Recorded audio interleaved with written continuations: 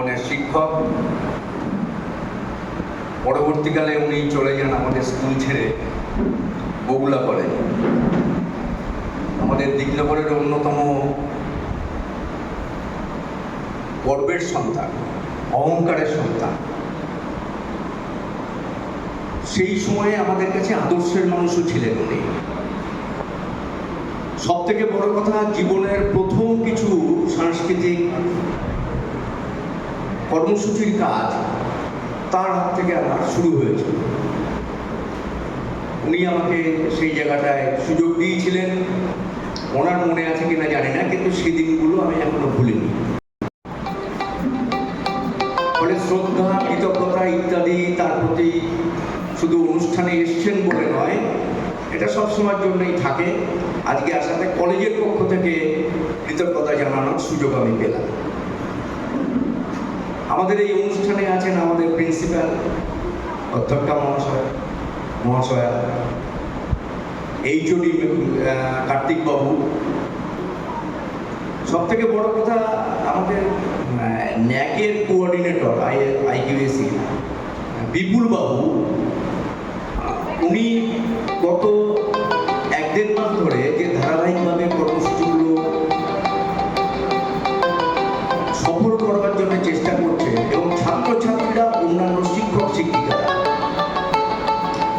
এই সবটা এক সূত্রে গ্রথিত না হলে মনে হয় আমরা আমাদের কলেজ থেকে আমরা ভাবতেই পারছিলাম না যে সবাই মিলে আমরা ন্যাকের জন্য যে প্রাথমিক কর্মসূচিগুলো গ্রহণ করছি সেটা কতটা আমরা এগিয়ে নিয়ে যেতে পারবো। প্রথম দিকে একটা জড়তা ছিল, স্থবিরতা ছিল, কিন্তু সেগুলো আস্তে আস্তে কেটে যাচ্ছে। আমরা আমাদের লক্ষ্যে ধীরে ধীরে এগিয়ে যাচ্ছি এবং কলেজের মধ্যে একটা প্রাণ সঞ্চার হচ্ছে। আমার মনে হয় আমাদের ছাত্রছাত্রীরা তারা আগামী দিনের শিক্ষক হিসাবে প্রতিষ্ঠা করবার ক্ষেত্রে সাধারণভাবে কিছু সহযোগিতা, কিছু কর্মসূচির মধ্যে যে অভিজ্ঞতা অর্জন হয় সেগুলো সবটা পাচ্ছেন তারা। এবং ছাত্রছাত্রীদের কাছে আমাদের আবেদন যে গোটা পর্যায়টা যেভাবে চলবে, এই সামগ্রিকভাবে জুলাই মাস পর্যন্ত একটা তো চলবেই, তারপরে জুলাইয়ের পরবর্তী হচ্ছে দ্বিতীয় ধাপের আমাদের যে কাজ, যা হচ্ছে আমরা এই বছরে অভিজ্ঞতা অর্জন করলাম তাকে সেইটাকে এগিয়ে নিয়ে যাওয়ার জন্য ছাত্রছাত্রীদের কাছে আমাদের আবেদন যে আপনারা তোমরা সবাই মিলে একটা গুরুত্বপূর্ণ ভূমিকা পালন করবে। এখন তোমরাই এই অনুষ্ঠানের উদ্যোক্তা। ছাত্রছাত্রীরাই মূলত আমাদের কলেজের যারা শিক্ষক শিক্ষিকা তাদের কাছে বলেছিল, এবং প্রতিবারই আমরা বসন্ত উৎসব করে থাকি। এটা তো নিছক আবির দিয়ে সাজবার দিন নয়। প্রকৃতির এই সময়টা আমাদের যুব মনের ক্ষেত্রে, ছাত্র মনের ক্ষেত্রে, বা সামগ্রিকভাবে আমরা যখন এতটা বয়স অতিক্রম করে এসেছি, সবাই কিন্তু এই সময়টার জন্য তাকিয়ে থাকি আমরা। এবং সাহিত্য জগতে বলুন, সৃজনশীলতার জগতে বলুন, নান্দনিক ক্ষেত্রে বলুন, ঋতুগুলোর প্রত্যেকের একটা গুরুত্বপূর্ণ ভূমিকা থাকে।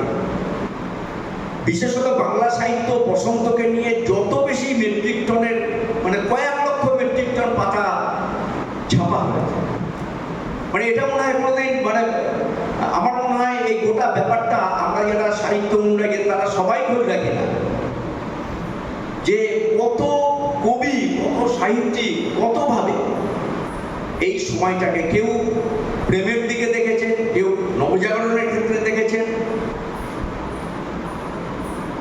কিন্তু এই সময়টা আমাদের বহুমাত্রিক সৃজনশীলতার প্রশ্নে একটা গুরুত্বপূর্ণ ভূমিকা পালন করে গেছে। আমি জানি আমাদের যখন কলেজে যারা ওই দেওয়াল পত্রিকাটা আমাদের তৈরি হলো,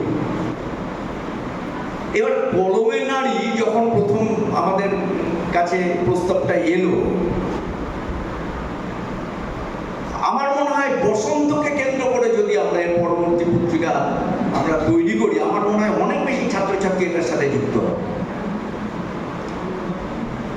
কারণ নারী, আমার এখানে যারা উপস্থিত আছে তারা বেশিরভাগটাই নারী। কলমে নারীর সময় ছাত্রছাত্রীদের সেই উল্লেখযোগ্য ভূমিকা আমরা দেখতে পাই। কিন্তু আমি নিশ্চিত তোমরা আবার উদ্যোগী হও। দেওয়াল পত্রিকা বসন্তকে কেন্দ্র করে আমরা যেমন আজকে অনুষ্ঠান করলাম, তেমনি আমাদের লেখনীর ক্ষেত্রে আমরা এই সময়টাকে কিভাবে দেখছি, আজকের প্রজন্ম কিভাবে দেখছে।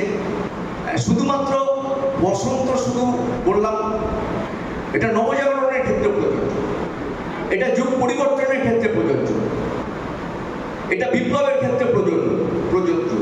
কারণ গোটা ব্যাপারটাকে পরিবর্তন করতে গেলে যে তরুণ সমাজ অগ্রণী ভূমিকা পালন করে, এই তরুণ সমাজকে উস্কে দেয় কিন্তু বসন্ত। স্বাভাবিকভাবেই আজকের দিনটা আমরা যেভাবে পালন করছি, এটা আজকের দিনে শেষ নয়।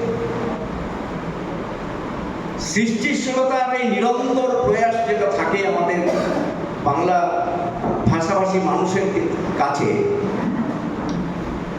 এটা একটা নিয়মিত চর্চার বিষয়।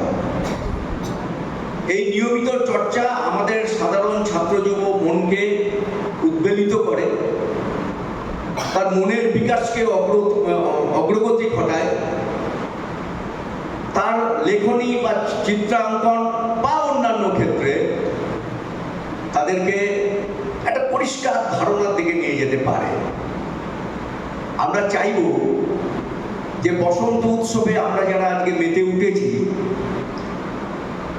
এটা আক্ষরিক অর্থে না থেকে আমাদের যারা ছাত্রছাত্রী আছে, আমাদের শিক্ষক শিক্ষিকারা আছে, আমরা যারা সবাই মিলে আছি, আমরা আগামী দিনে কোনো একটা বিষয়ের মধ্য থেকে এই গোটা ব্যাপারটাকে, এই অভিজ্ঞতাকে আলোকিত করব পরবর্তী ক্ষেত্রে কোনো একটা প্রজেক্টের প্রশ্নে।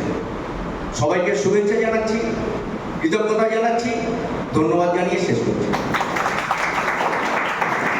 অনেক ধন্যবাদ মাননীয় সেক্রেটারি স্যারকে। এরপর